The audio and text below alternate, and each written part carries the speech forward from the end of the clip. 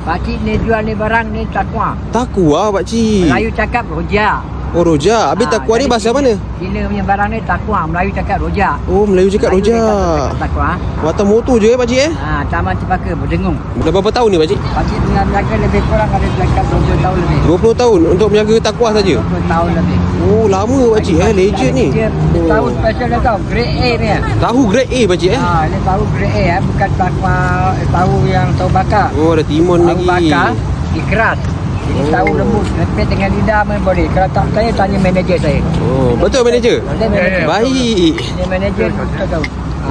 Ni sedap pakcik. Dalam takwa mah. Oh, uncle pun boleh takwa uncle.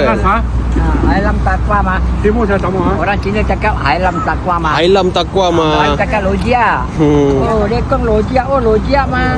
Lekong lah. Wah, boleh mah. Wah, boleh. Weh baru duit cepat baru bekon lah. Oh, pakcik pandai cakap Chinese ah. Saya mah. Okey, cantik. Baik. Ini apa ni? Takwa berdengung. Nama saya Roy. Yang ni harga berapa pakcik? Harga dia RM8. Banyak murah. Ayam mula ayam. Banyak Beli murah, satu dapat satu. Dia tak ada boleh hutang.